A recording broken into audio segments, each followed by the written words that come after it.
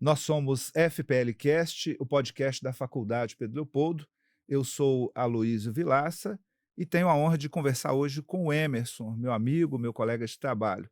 Você que está nos assistindo, acesse os nossos canais, ative o sininho, siga-nos nas redes sociais para receber novos vídeos, novas informações e aproveite para se matricular num dos cursos da Faculdade Pedro Leopoldo que está com o processo vestibular aberto. Eu tenho a satisfação de receber hoje, aqui nos estúdios da Faculdade Pedro Leopoldo, o meu amigo Emerson Araújo. O Emerson é um contador, diretor financeiro da nossa instituição, é uma pessoa que respira dinheiro. E eu tenho convivido com o Emerson com muita satisfação nos últimos anos e tenho a honra hoje de conversar com ele sobre esse assunto. Mas antes de entrar na questão específica da nossa conversa, eu gostaria de perguntar para o Emerson: Emerson, quem é o Emerson? Bom, bom dia, professor Luiz, bom dia aos nossos ouvintes e quem também está nos assistindo. O Emerson é, antes de mais nada, um sonhador, né? Uma pessoa que está nesse mundo aí tentando dar o seu melhor, mas em termos práticos, o Emerson é irmão, o Emerson é pai, o Emerson é marido, o Emerson é um profissional, né? E o Emerson é uma pessoa que olha a vida como uma tela em branco que pode ser construída todos os dias. Esse sou eu. E Emerson, essa tela em branco que pode ser preenchida todos os dias nos deixa muitas oportunidades, né? Sim, E eu tenho pensado, e você tem participado desse raciocínio, nós temos conversado muito, que nós precisamos preencher as nossas telas em branco. E nós temos aqui na Faculdade Pedro Leopoldo lidado com o raciocínio de que, além de nos prepararmos para as questões de natureza intelectual que a faculdade oferece, as formações para nós precisamos cuidar de diversas dimensões. E uma dessas dimensões que precisa ser preenchida, é algo que sustenta a nossa própria existência, é a dimensão financeira, sim. né? Dificilmente alguém vai conseguir conduzir a própria vida sem o cuidado adequado com a dimensão financeira. E eu tive recentemente pelo menos 2 oportunidades de conversar com você, em ambiente de sala de aula sobre esse conceito, né? Estivemos recentemente na Advocacia Geral do Estado de Minas Gerais, no curso de Desenvolvimento Pessoal, onde você foi encarregado de abordar esse assunto, e você esteve recentemente na sala de aula do curso de Direito aqui da faculdade, para falar com os alunos do primeiro período sobre o planejamento financeiro pessoal, né, o orçamento pessoal, dentro da disciplina Planejamento e Gestão de Carreira. Como é que você vê essa dimensão da nossa vida, essa preocupação que a gente precisa ter com essa dimensão financeira da nossa existência? Bom, eu vou repetir aqui a mesma frase que eu falei para o pessoal lá da Procuradoria e para os alunos do Direito. A vida é boa e ela pode ser longa. Por que pode? Porque nós temos uma perspectiva aqui de passarmos pelo menos uns 80 anos aqui, né, nessa nossa existência. E a questão da gestão da carreira, ela precisa passar pela questão financeira, por quê? Porque são coisas que vão caminhar lado a lado. Qual é o objetivo do aluno buscar uma graduação, se não ele se qualificar melhor? E em se qualificando melhor, naturalmente, vai passar pelas suas mãos finanças. E aí, a construção da carreira do intelecto do indivíduo, ela precisa também passar pelo amadurecimento no uso dos recursos, né? E por que que é importante? Porque isso vai te promovendo ao longo da sua existência, né? Você vai amadurecendo, vai tomando mais corpo, e a questão das finanças é importante por quê? Primeiro porque a pessoa precisa de dominar suas emoções, né? Não é incomum as pessoas terem sucesso profissional e insucesso financeiro. Como assim? A pessoa ela tem alta capacidade de gerar riqueza, mas ela tem baixa capacidade de gestão. Pois é, deixa eu te interromper. Você está falando aí de riqueza, de gestão financeira. Eh, Qual que é a diferença entre dinheiro e gestão financeira? Finanças pessoais e dinheiro. É a mesma coisa? Uma Hum, coisa está dentro da outra? Como é que funciona isso, seu Não. raciocínio? Isso é geralmente no senso comum, as pessoas entendem que finanças e dinheiro é a mesma coisa, né? Dinheiro, ele é o fim, finanças é o percurso, né? Dinheiro é a quantidade de recursos que naquele momento na sua vida ou ao longo da sua existência passou pela sua mão e você teve condições de fazer uso. Já finanças é a forma de você lidar com isso. Por quê? Porque você pode ser uma pessoa que gera muito recurso e não entende tanto de finanças a ponto de conhecer os conceitos de multiplicação, de generosidade, ao passo que você pode ser uma pessoa com menos recursos financeiros e ter todo um conhecimento de boa gestão nessa área, de modo que você é uma pessoa que é saudável ao longo da sua vida no uso dos recursos. Então, o dinheiro é a coisa, finanças é o método. Pois é, eu identifico muito bem o que você fala, porque eu, durante a minha vida, não cheguei a conhecer dinheiro. Não lidei com dinheiro, né, sempre pequenos valores, nada que fosse tão significativo. Mas eu tive que fazer uma gestão financeira. E eu não tive a oportunidade, durante a minha vida, de receber ensinamentos dessa área. Eu venho de uma família humilde, meu pai é uma pessoa humilde, um ferroviário, minha mãe uma pessoa que sempre trabalhou em casa, então eu não conheci dinheiro, mas eu tive que gerir a minha vida financeira. E aí eu tenho uma pergunta para você, é diferente a gestão financeira de alguém que não tem recursos, tem poucos recursos, são escassos, da gestão financeira de que tem muitos recursos, tem muito dinheiro?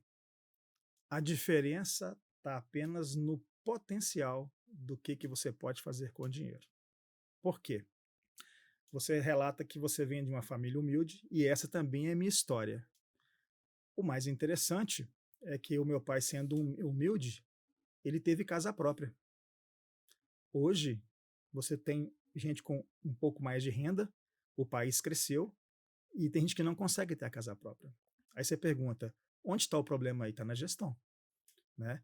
Então, não é incomum você ver profissionais liberais com rendas altíssimas e que não conseguem fazer gestão de finanças. Uma classe mais ou menos conhecida nesse sentido são os médicos. O aluno ele sai da faculdade para fazer residência, é apresentado para ele ali talvez 3, 4 mil reais de salário por mês.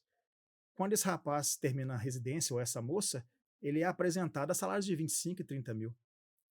E aí não é incomum essa classe saber lidar muito bem com pacientes, com as questões dos hospitais, mas sem nenhuma gestão financeira. Sim. Então, a quantia é importante, mas a inteligência, o controle das emoções é muito mais importante.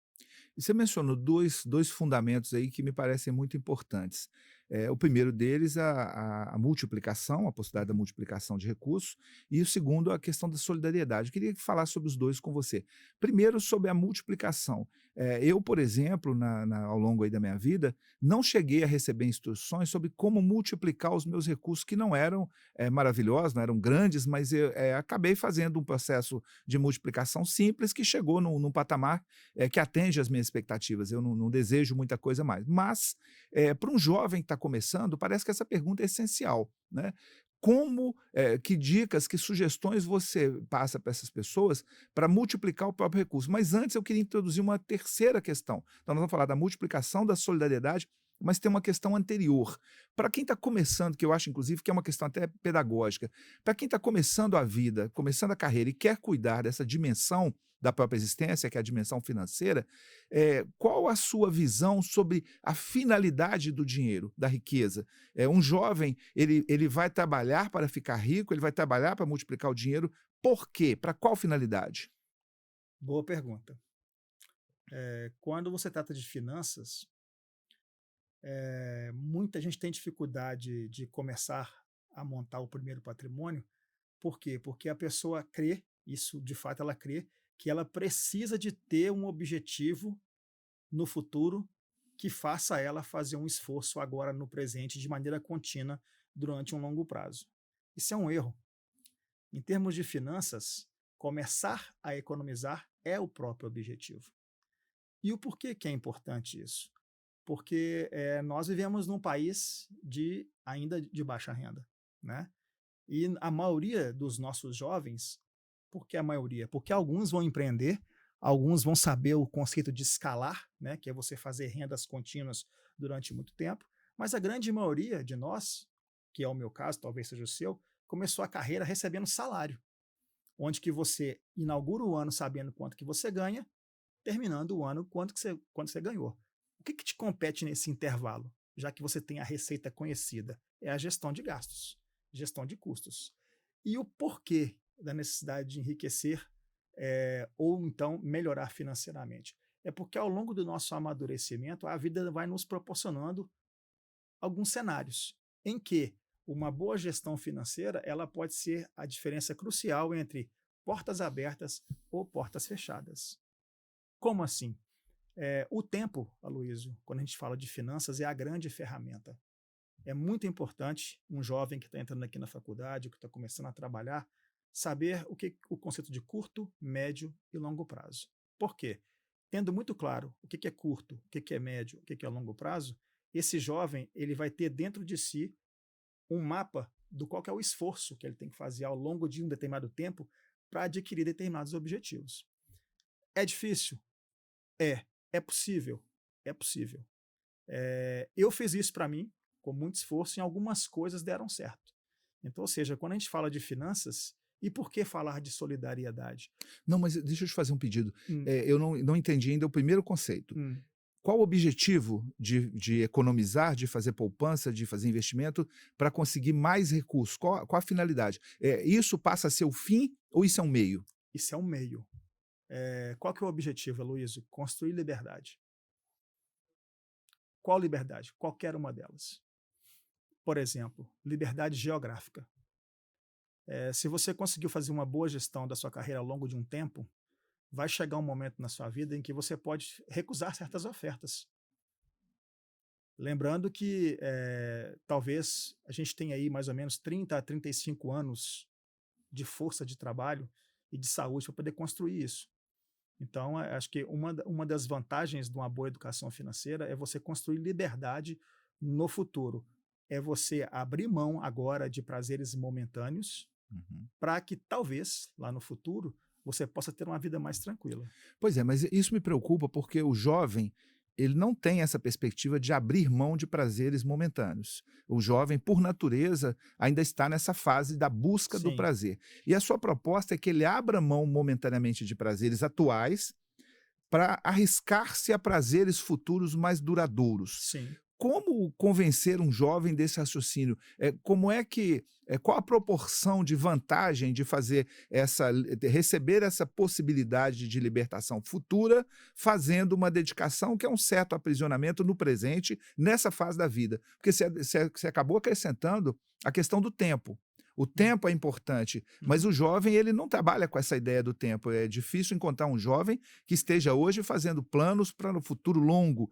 Há uma tentativa do jovem de fazer as coisas de maneira imediata. Então, como demonstrar para um jovem que esse investimento inicial do próprio tempo, essa própria dedicação, essa firmeza na questão financeira, vai dar a ele uma libertação no futuro com essa possibilidade da juventude de querer as coisas mais imediatamente? Como demonstrar que a vantagem futura é muito maior do que essa vantagem de que se abre mão no presente?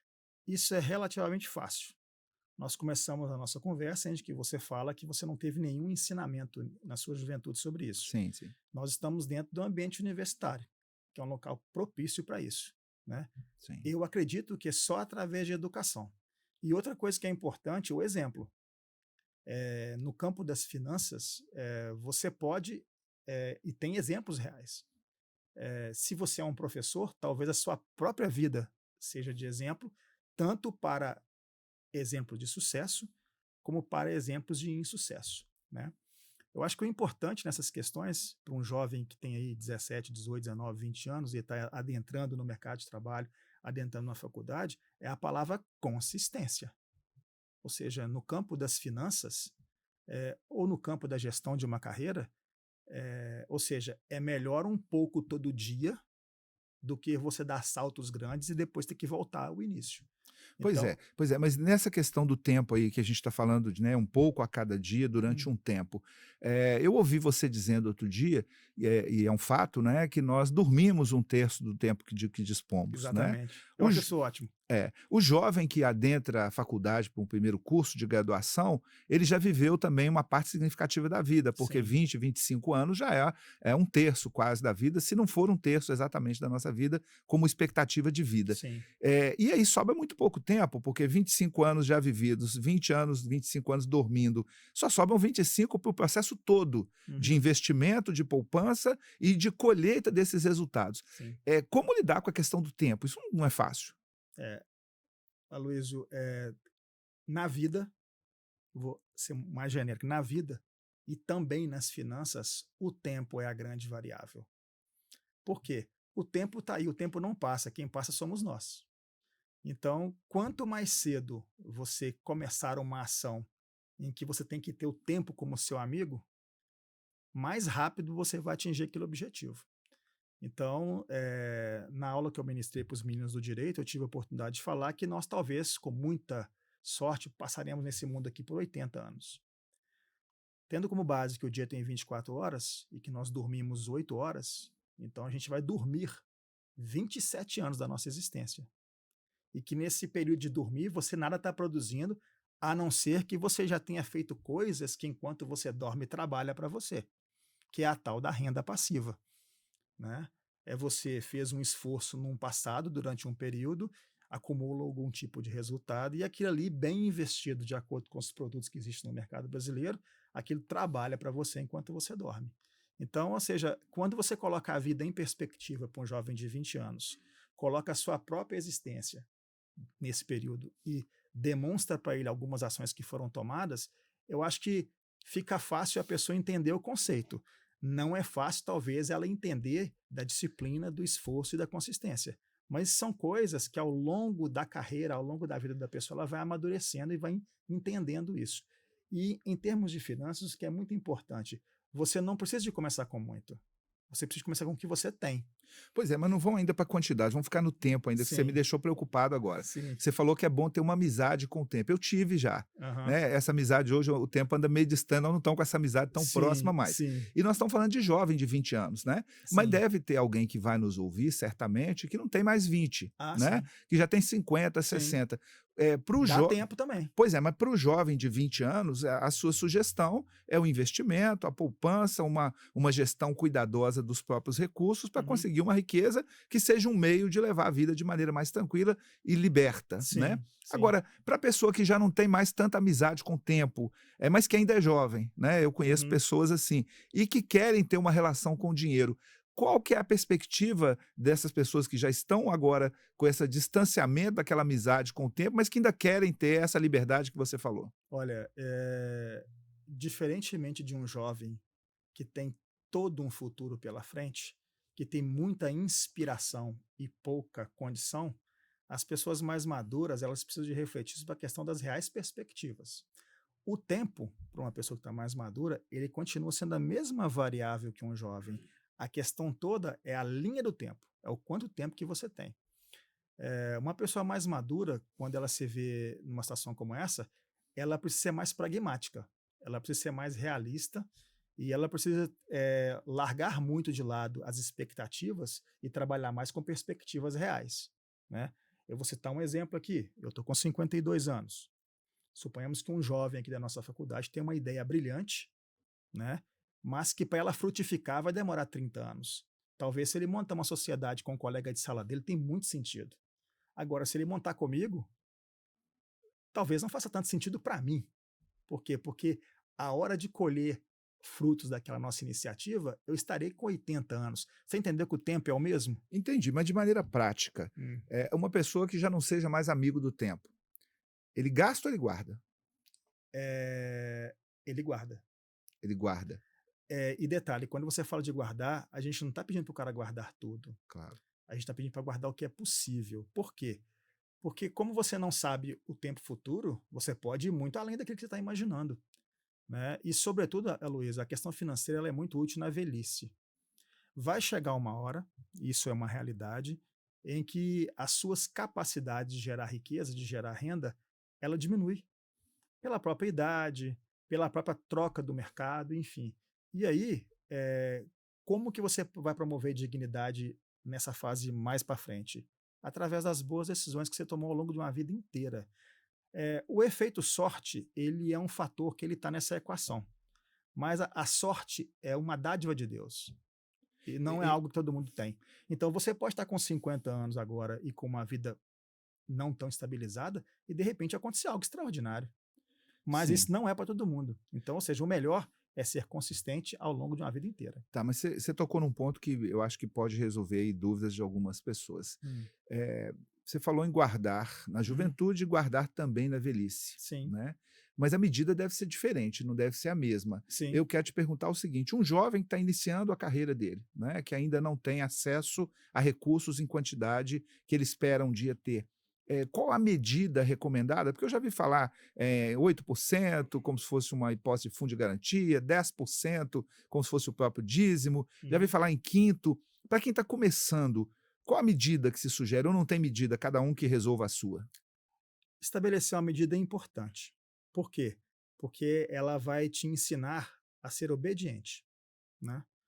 A melhor forma de você poupar algo é você saber quanto que você custa, né?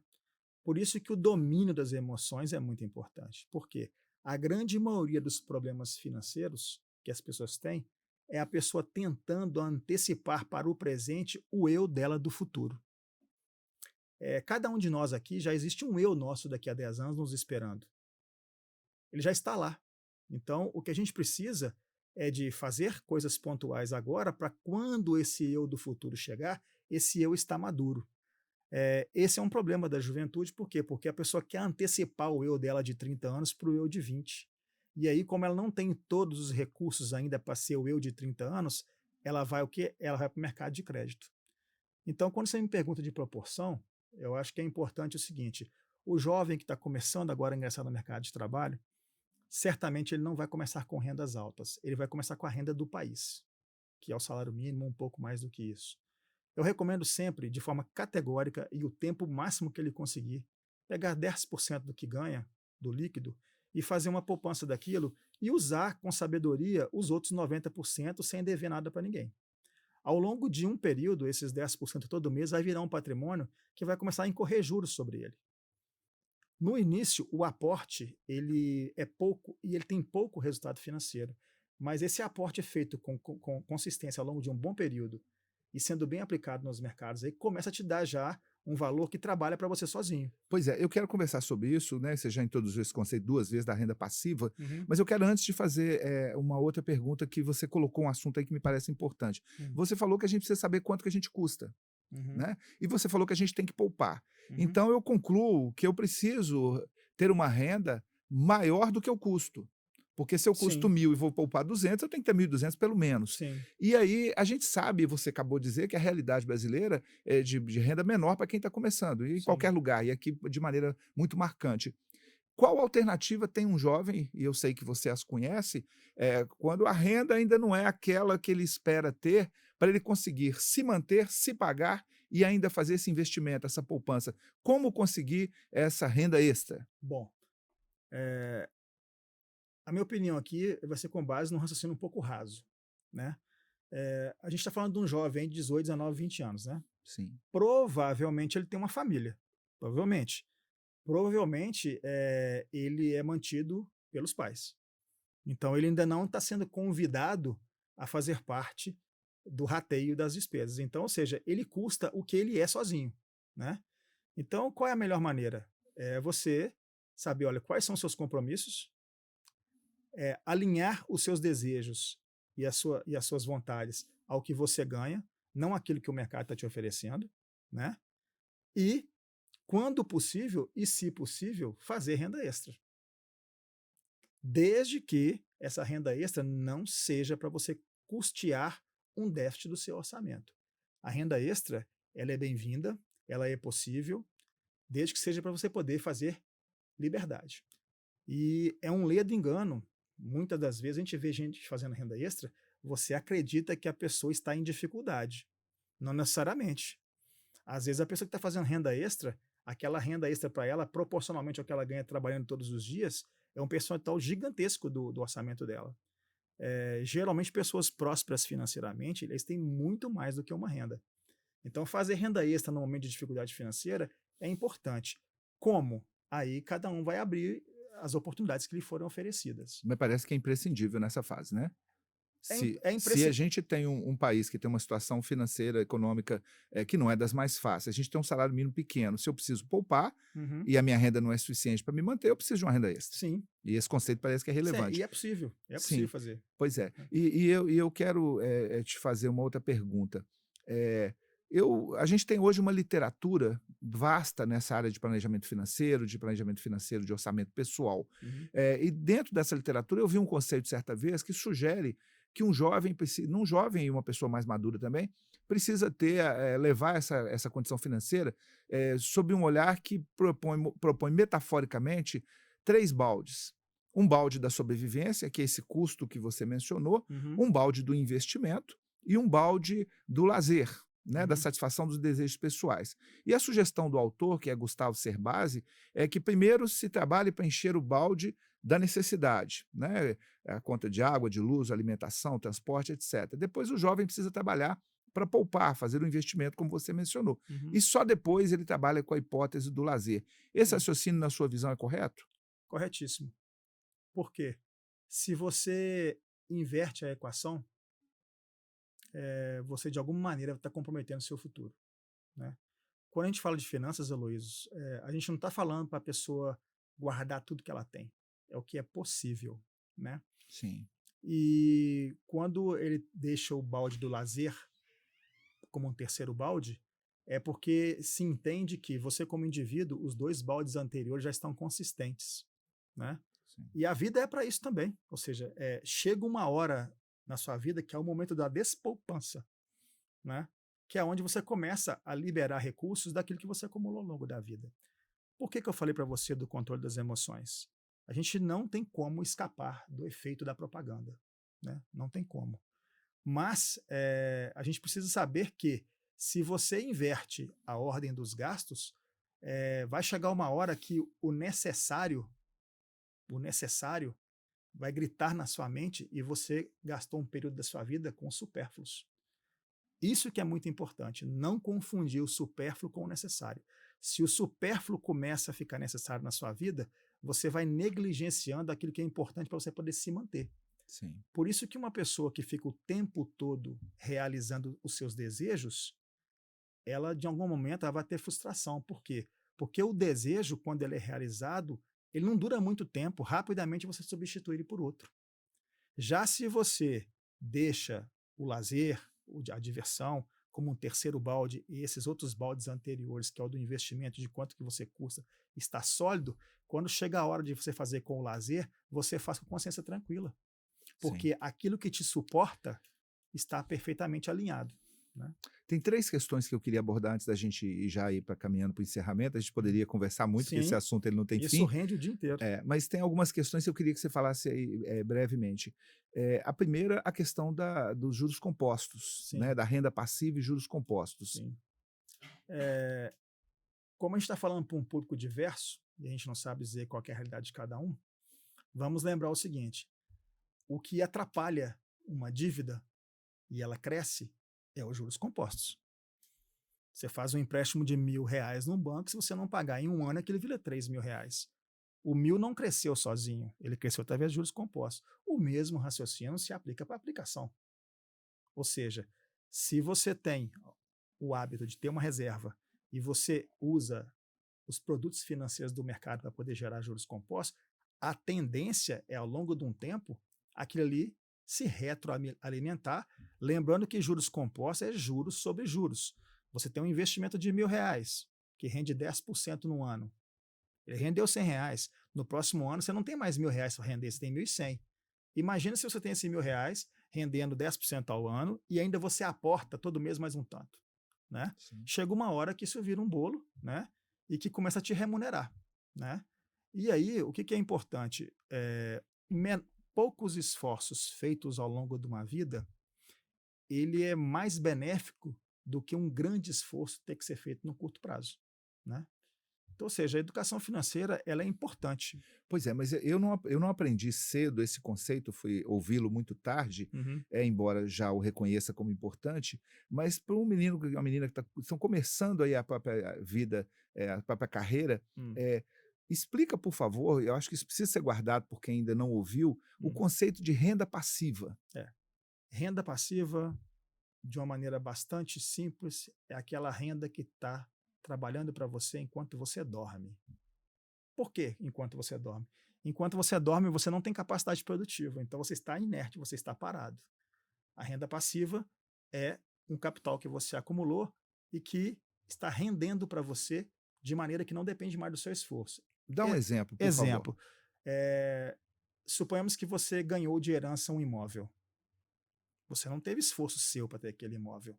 Você tem o seu salário, a sua renda mensal. Você pega aquele imóvel e aluga ele. Ele está rendendo para você uma renda passiva. Pois é, esse exemplo é bom, mas ele não atende todo mundo, que não é todo mundo que vai receber um imóvel de Sim. herança. Mas eu queria, para um jovem, um exemplo de renda passiva que ele pode trabalhar para conseguir, que parta do raciocínio dele, que ele não Uhum. receba benefícios de terceiro. Como é que eu, sendo um jovem de 20 anos, posso criar uma renda passiva? Uai, primeiramente, você tem que ter o hábito de poupar.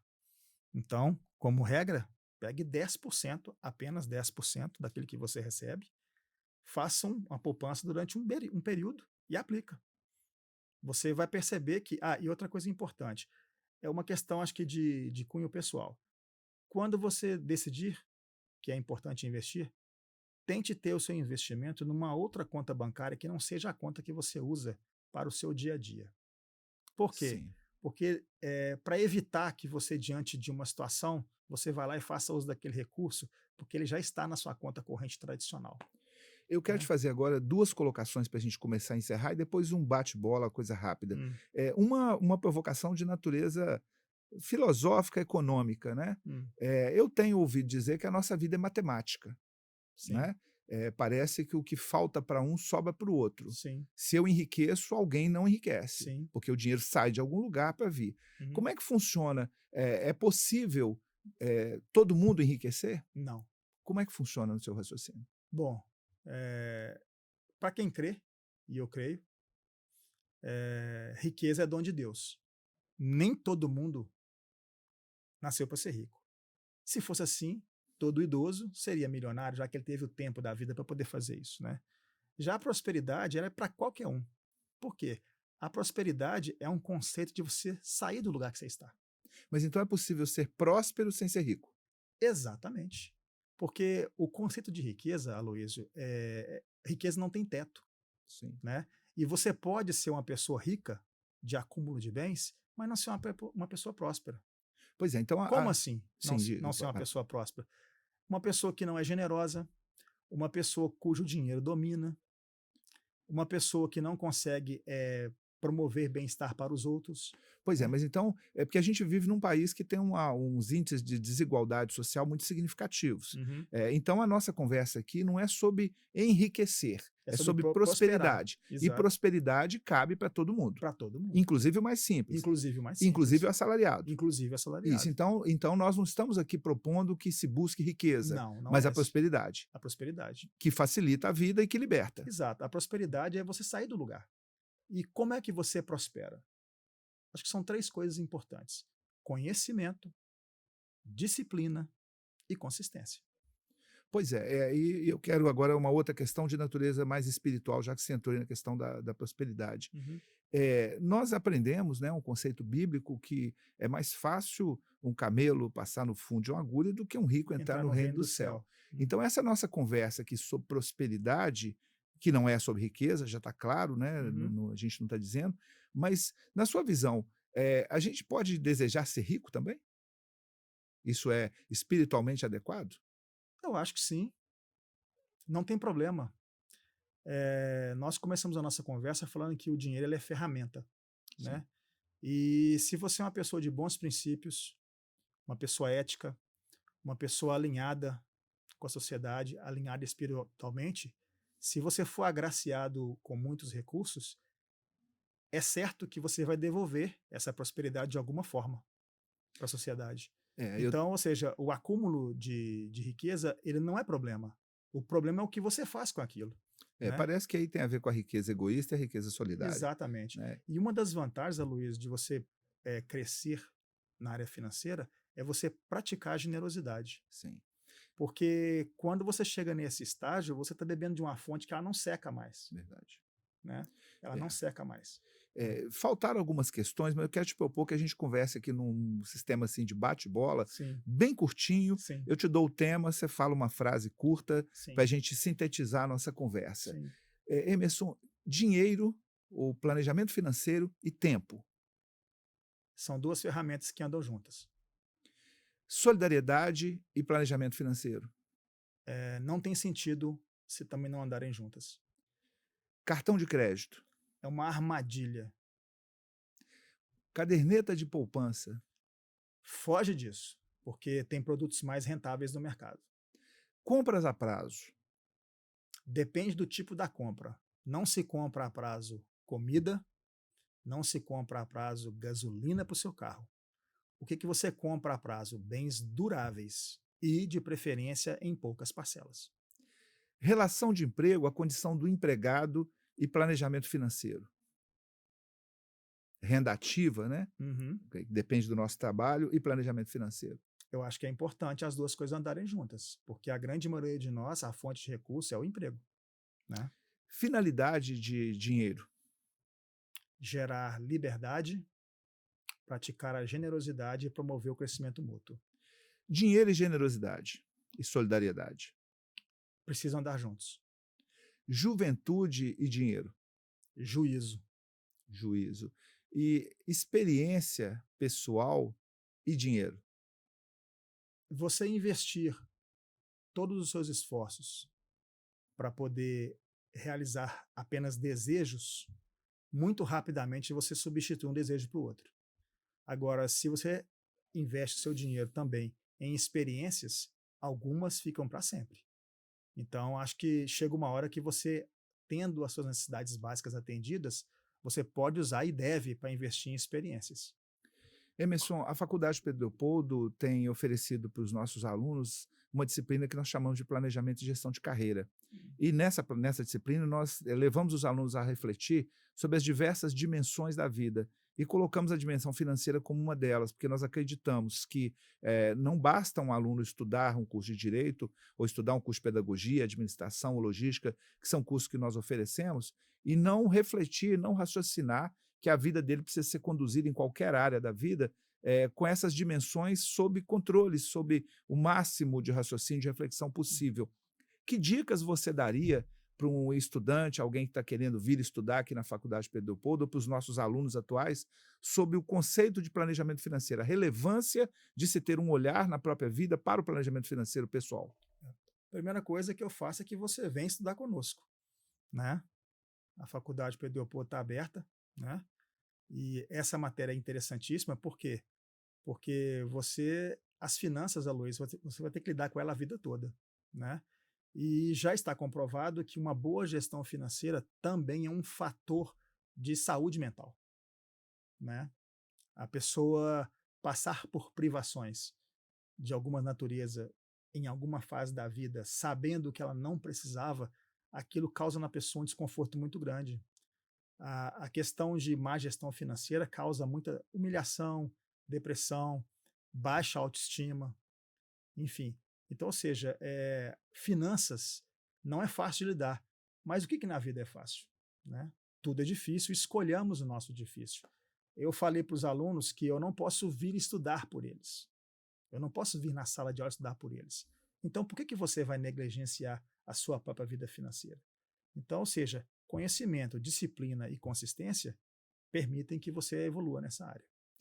Emerson, eu quero agradecer a oportunidade da nossa conversa. Nós teríamos mais questões, Sim, mas o tempo, você disse que nós passamos e o tempo fica, então a fica, é gente tem verdade, outras atribuições. Eu verdade. quero te agradecer sinceramente pela oportunidade, que já é a terceira, Sim, né? E cada vez que nós conversamos eu aprendo um pouco mais. sim, E quero dizer que espero que a gente tenha outras possibilidades como sim. essa, né? Foi um prazer, né?